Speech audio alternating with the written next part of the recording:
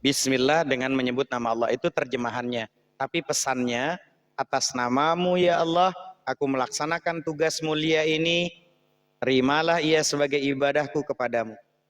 Nah, seakan-akan kita tuh, Bismillah ya Allah, ruh masih menempel pada jasad ini karena engkau. Kan gitu, saya bisa melakukan ini, kalau bukan karena perintahmu ya Allah, aku nggak akan ngerjain.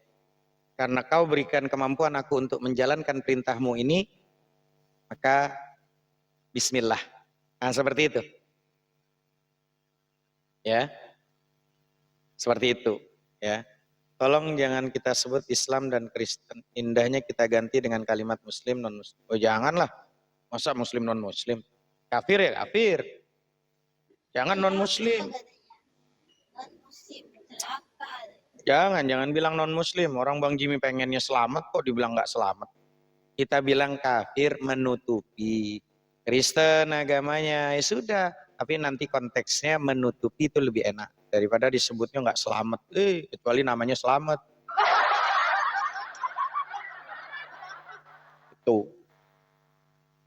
Jadi gitu ya, Bang Jimmy, kalau Bismillah itu pesannya, atas namamu ya Allah aku melaksanakan tugas mulia ini. Apa tuh tugas mulianya? Buka buku, baca buku, pengen tidur, bangun tidur, pakai baju, pakai celana, semua aktivitas yang itu dilakukan dengan posisinya untuk melakukan ibadah dengan Bismillah. Siapa orang yang tidak memulai Bismillah, aktivitas itu fahuwa aqta, atau sebagian ada itu bacaan fahuwa abtar. Dia terputus, gitu loh. Seperti itu. Ya, tapi kalau kita lihat terjemahannya, Bismillah itu kan terjemahannya adalah dengan menyebut nama Allah kan gitu. Ya lah. Tapi kita memiliki pesan di dalamnya, atas namamu ya Allah aku melaksanakan tugas mulia ini, terimalah ia sebagai ibadahku kepadamu. Seperti itu. Kemarin sih udah panjang lebar gitu loh, udah sangat luas gitu kita menjelaskannya. Lalu sekarang tuh adalah hafalannya Ar-Rahman. Kayak Ani, kayak ini, jangan main sepenggal Ar-Rahman aja. Dari ulang, dari Bismillah ke Ar-Rahman. Ntar Ar-Rahmannya hafal, Bismillahnya lupa. Beleng-beleng, hafalan tuh nggak gitu. Udah maghrib. Ya, pada Ar-Rahman itu memerlukan adanya objek rahmat. Makanya kalau Ar-Rahmanir Rahim, rahmah itu, ya, rahmat itu memerlukan adanya objek rahmat. Jadi seseorang atau sesuatu yang membutuhkan. Nah, kebutuhan orang yang membutuhkan dipuaskan oleh Tuhan yang Maha Pengasih tanpa adanya niat pilihan, keinginan atau permintaan dari yang membutuhkan. Maka teman-teman, rahmat dari yang Maha Pengasih itu adalah sempurna. Karena itu Allah tak hanya menghendaki dipuaskan kebutuhan orang yang membutuhkan, tapi juga benar-benar memuaskannya. Maka apabila itu memperoleh rahmat dari Allah, segenap kebutuhan kita akan terpenuhi. Makanya kita itu masuk surga bukan karena amal ibadah kita. Bukan karena amal ibadah kita. Bukan karena kebaikan kita. Karena kalau nanti dibandingkan dengan kasih sayangnya Tuhan, kita bisa menghirup oksigen, 1000 tahun umur kita untuk ruku dan sujud ibadah kepada Tuhan, dibandingkan dengan rahmatnya Allah satu saja. Mata nih bisa melihat, dibutakan kita, nggak sebanding kenikmatannya dengan adanya nikmat mata bisa melihat ini teman. Jadi 1000 tahun amalan ibadah kita tuh hancur lebur, nggak sebanding dengan rahmat satu aja kenikmatan yang dikasih sama Tuhan. Karena itu wajar kalimatnya, tidaklah manusia itu masuk surga karena kasih sayangnya Tuhan.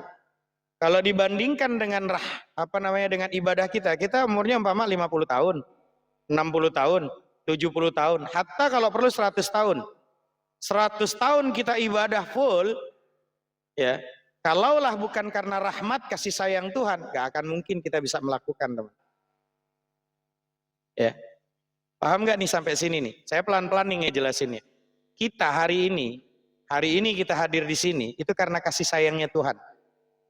Dikumpulkan kita, ada ruh masih menempel pada jasad ini, dikasih hidup, mata, pendengaran, pengendusan, lisan, semua ini, kita masih bisa melihat orang-orang yang kita cintai, masih bisa melihat pasangan, masih bisa melihat anak-anak, ponakan, ayah, ibu kalau masih hidup. Itu karena kasih sayangnya Tuhan kepada kita. Hatta sampai kita masuk surga pun itu karena kasih sayangnya Tuhan. Maka jangan berpikir kalian itu bisa masuk surga itu karena ibadah kalian. Hatta kalian bisa beribadah itu karena Tuhan menghendaki itu kasih sayang. Maka kasih sayang terbesarnya kenikmatan itu saat kita bisa mengenal Tuhan dan menyembah Tuhan yang baik dan benar. Paham ya? Justru kita bisa kenikmatan tertinggi itu pada saat kita benar-benar menuhankan dengan yang benar. Itu karena rahmat Tuhan. Sampai pun masuk surga itu karena rahmat Tuhan, kasih sayang Tuhan. Paham ya? Analoginya adalah hari ini kita, kalau bukan kasih sayang kedua orang tua kita, mungkinkah kita sampai sekarang ini masih bisa seperti ini, teman-teman? Dibandingkan ibu yang menyusui kita, keluar susu daripada ibu yang punya tete ini menyusui, dibandingkan dengan kebaikan-kebaikan kita, melahirkannya sajalah dengan taruhannya nyawa itu tidak sebanding. Nggak sebanding kita melakukan kebaikan apapun, nggak sebanding dengan kasih sayangnya kedua orang tua. Apalagi kasih sayangnya Allah Rabbul Jalla Jalaluhu Sang Pencipta kepada kita. Dikasih kesempatan kita masih bisa hidup hari ini, detik ini. Itu karena Tuhan sayangnya luar biasa supaya kita mendapatkan rahmat dan kebenaran dari Tuhan. Bahkan kita bisa ikhlas, bisa ridho, itu karena kasih sayangnya Tuhan. Bukan karena kita mampu untuk bisa ikhlas dan ridho. Saya bisa ridho dan ikhlas itu karena kasih sayang Tuhan. Betul teman-teman? Maka kalau di dalam ilmu, para ulama itu menjelaskan isi kandungan Al-Quran itu, isi Quran itu kandungannya ada di surat Al-Fatihah. Bismillahirrahmanirrahim. Alhamdulillahirabbil alamin arrahmanir rahim maliki yaumiddin. Iyyaka na'budu wa iyyaka nasta'in. Ihdinas siratal mustaqim.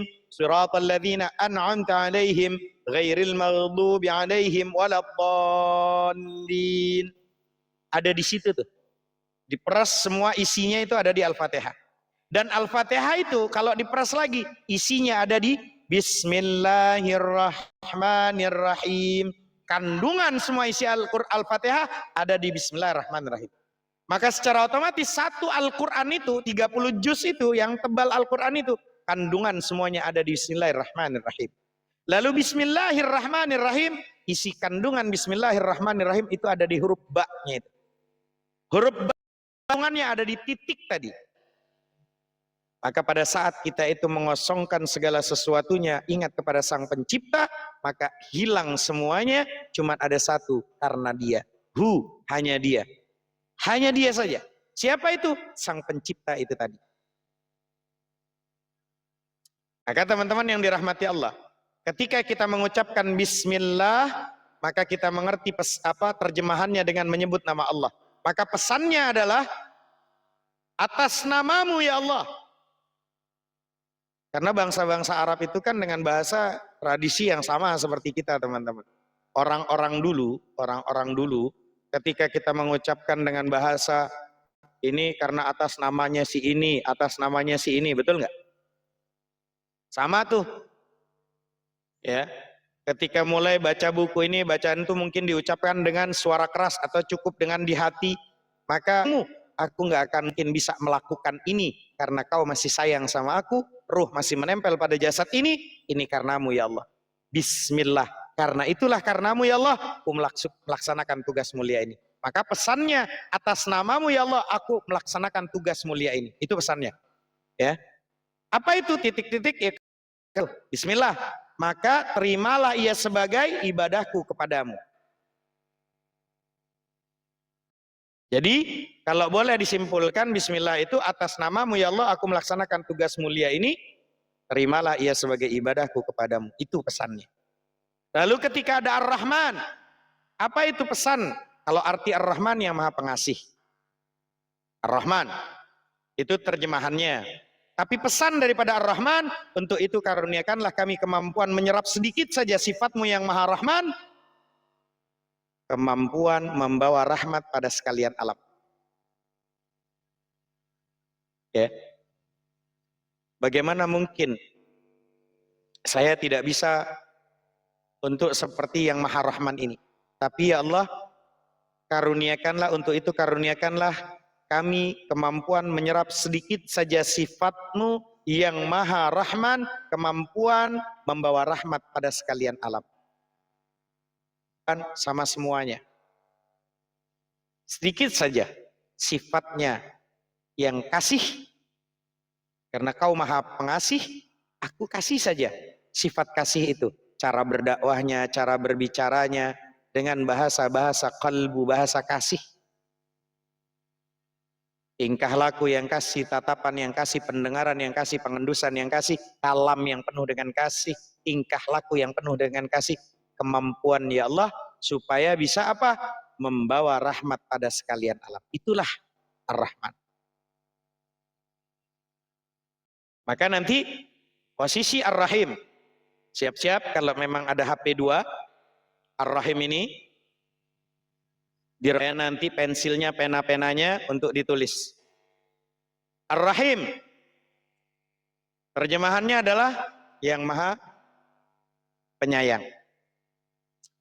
Lalu pesan daripada Ar-Rahim, dan sifatmu yang maha rahim, kemampuan mengkonsolidasikan, mengorganisasikan, dan membangun jaringan ukhuwah seluruh potensi kaum muslimin. Itu adalah Ar-Rahim. Pesannya. Dan pesan daripada Ar-Rahim, dan sifatmu yang maha rahim, kemampuan mengkonsolidasikan, mengorganisasikan, dan membangun jaringan ukhuwah seluruh potensi kaum muslimin. Ya, itu pesan daripada Ar-Rahim. Mudah-mudahan teman-teman belajar daripada Bismillahirrahmanirrahim, nggak cuman Allahu Akbar, Bismillahirrahmanirrahim, nggak gitu. Tapi bisa menghayati isi kandungan di dalamnya, pesan makna di dalamnya. Ya, jangan sampai mulutnya pengen sifat Ar-Rahim tapi kata-katanya kasar. Ya, kata-katanya nggak membuat orang lain bisa jadi bersatu padu, tapi bukan Ar-Rahim, bisa terpecah belah. Kalau dia keluar malah framing, malah fitnah, malah hujat-hujatan, caci maki, hinaan, hingga membuat bukan Ar-Rahim. Ya, maka Ar-Rahim itu, dan sifatmu yang maha rahim, kemampuan mengkonsolidasikan, mengorganisasikan, dan membangun jaringan ukhuwah seluruh potensi kaum muslimin. Orang-orang yang berserah diri kepada Sang Pencipta, orang-orang yang manut tunduk patuh kepada Sang Pencipta. Dia yakin ada Sang Pencipta, bikinlah kita ini menjadi orang-orang yang dapat mengorganisasikan dengan baik, bersatu padu dalam kebaikan dan kebenaran. Tapi kenyataannya berapa banyak orang ngomong tapi nggak tahu isi pesannya. Wajar dia nggak menjalankan isi pesan itu karena nggak paham. Maka nanti di Al-Quran ada kalimat kabura maqtan indallahi ma taquluna wala taf'alun. Allah tuh paling benci orang yang pinter ngomong tapi nggak pinter ngejalanin. Ya, ngomong kayak orang ngigo, dia ngomong nggak ngerti apa maksudnya. Kayak orang mabuk, ngomong ngalor ngidur, orang mabuk nggak ngerti dia. Ya, sama kayak burung beo tuh bisa ada yang diajarin selamat pagi, assalamualaikum, bismillahirrahmanirrahim, bisa. Bahkan bisa baca Quran, qul huwallahu ahad, Allahus samad, bahkan bisa baca Fatihah, alhamdulillahirabbil alamin. Tapi ya burung beo, nggak ngerti, cuman pinter aja ngomong. Nah, kalau ada hari ini umat Islam pinter dia ngomong, apa bedanya dengan burung beo? Karena itulah kita belajar pesan di dalamnya. Paham tuh sampai sini teman-teman? Ini ngaji pesan, lebih esensi pada pendalaman materi. Jadi nggak cuman pinter ngomong, tapi mudah-mudahan sama Allah dikasih inayah pertolongan supaya kita bisa menjalankan isi kandungan di dalam isi Al-Quran. Insya Allah. Jadi kalau nanti hafalannya Bismillahirrahmanirrahim, atas namamu ya Allah aku melaksanakan tugas mulia ini, terimalah ia sebagai ibadahku kepadamu, Ar-Rahim, Ar-Rahman. Ya Allah, untuk itu karuniakanlah kami kemampuan menyerap sedikit saja sifatmu yang maha Rahman, ya, kemampuan membawa rahmat pada sekalian alam. Seperti itu. Allah Ta'ala alam bisawab. Rabbana anfa'na bima 'allamtana, Rabbi 'allimna alladhi yanfa'una, Rabbi faqihna wa faqih ahlana wa qarabatil lana fi dinina. Al-Fatihah. A'udzubillahi minasyaitonir rajim. Bismillahirrahmanirrahim. Alhamdulillahirabbil alamin, arrahmanir rahim, maliki yaumiddin. Iyyaka na'budu wa iyyaka nasta'in. Ihdinas siratal mustaqim, siratal ladzina an'amta 'alaihim ghairil maghdubi 'alaihim waladdallin. Sementara kita udah itu kan Bismillahirrahmanirrahim, maka dilatih setiap pagi bangun tidur, sambil dihafalin sampai di luar kepala, sampai medok banget. Ya, jangan pas hafalan nih kebanyakan metode, padahal udah seminggu sekali loh. Katanya teman-teman pengen menjadi hafiz Quran. Ya, kalau pengen jadi hafiz Quran ada kesungguhan. Ya, zakat, kecerdasan, hirsun, semangat. Teman-teman kan nggak pernah tuh pondok pesantren, dengan adanya TikTok ini sama kayak pondok pesantren. Ada kan semangat. Ada guru yang mau ngajar walaupun sakit gigi. Ya, sempetin. Ya, ini semua karena saya pengen teman-teman itu semangat. Nggak ada kata terlambat kok untuk belajar. Nggak ada kata terlambat. Ini semuanya karena kasih sayangnya Tuhan sama kita. Kasih kesempatan. Ya. Yuk sibukkan kita sama Quran. Udah jangan sibukin sama kitabnya Bang Jimmy. Bang Jimmy aja lagi bingung sama kitabnya. Udah kitab kita aja, kepo aja sama kitab Quran kita yang muslim. Udah biarin urusan Bang Jimmy, biarin ruwet sama kitabnya.